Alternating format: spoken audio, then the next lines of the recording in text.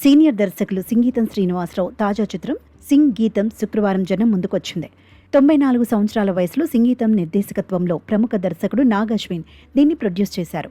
నిత్య ప్రయోగశీలి సింగీతం తెరకెక్కించిన ఈ ఫ్యాంటసీ కామెడీ మ్యూజిక్ ఫిల్మ్ ఎలా ఉందో చూద్దాం. సోషియో ఫ్యాంటసీ మూవీస్ తెలుగులో కొత్తేమీ కాదు. ఇది అలాంటిదే.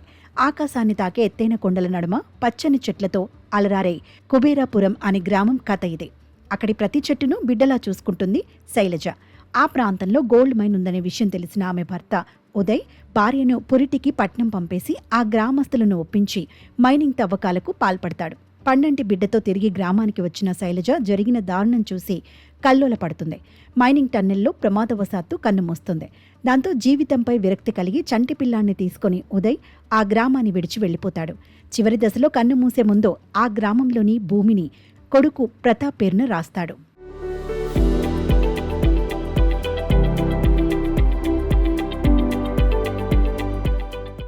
తండ్రి నుంచి సంక్రమించిన ఆ భూమిని అమ్మడానికి కుబేరపురం వచ్చిన ప్రతాప్కు వింత వింత సంఘటనలు ఎదురవుతాయి. చెట్టే తన తల్లి అని భావించే గౌరీని చూసి కంగుతింటాడు. అప్పటికే తన భూమిని మైనింగ్ కంపెనీకి కాంట్రాక్టుకు ఇచ్చారని తెలిసి తన వాటా కోసం పట్టుబడతాడు. ఊర్లో మిగిలిన చివరి చెట్టును తొలగించి మైనింగ్ చేయడం మాత్రమే మిగిలి ఉందని రేణు చెప్పడంతో ఆ చెట్టును నరికేయిస్తాడు ప్రతాప్. అక్కడి నుంచి వారు ఊహించని సంఘటనలు గ్రామంలో జరుగుతాయి.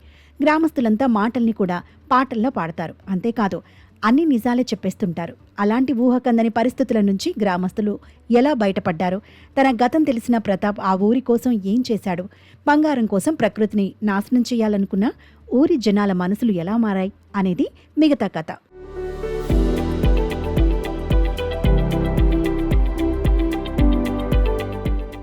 జైలు నుండి విడుదలైన ప్రతాప్ కుబేరపురం వెళ్లడంతో కథను మొదలుపెట్టి ద్వితీయార్థంలో అతని ఫ్లాష్ బ్యాక్ను చూపించడం కాస్తంత ఆసక్తిని కలిగించే అంశం. ధనార్జనే పరమావధిగా బతికే జనాలలో మార్పు తీసుకురావడం కోసం ఫ్యాంటసీని మిక్స్ చేసి క్లైమాక్స్ను కొత్తగా తెరకెక్కించారు. సినిమా ప్రారంభం ఆసక్తికరంగా ఉన్న ఊరి జనాలంతా కుబేరుడి శాపంతో పాటలు పాడటం మొదలైన తర్వాత కథ ఎక్కడ వేసిన గొంగళి అక్కడే అన్నట్టయిపోయింది. ఈ ప్రయోగం గురించి కొంత అవగాహన ఉన్న వాళ్ల పరిస్థితి ఓకే, కానీ ఆ విషయం తెలియక థియేటర్కు వచ్చిన వారు అసహనానికి గురి కావడం ఖాయం. ఏదైనా కొత్త ప్రయోగం చేసినప్పుడు అది అందరినీ ఆకట్టుకునేలా యూనిక్గా ఉండాలి. కానీ ఇలా పాటలు పాడుతూ కథను నడుపుతామంటే కష్టమే. 5-10 నిమిషాలు కాగానే మొనాటని అనిపిస్తుంది. అదే ఇక్కడ జరిగింది.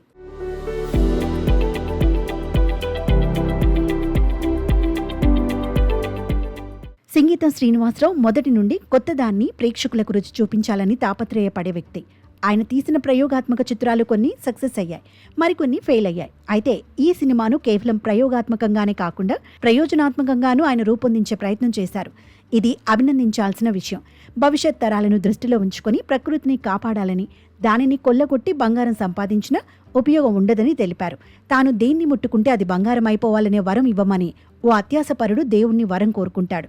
దాని పర్యవసానం ఏమిటనేది చిన్నప్పుడు చాలామంది కథగా చదివి ఉంటారు. దానినే ఇందులోనూ చూపించారు. పోగొట్టుకుంది రాబట్టుకోవాలంటే పడగొట్టింది నిలబెట్టాలనే సందేశంతో సినిమా సాగింది.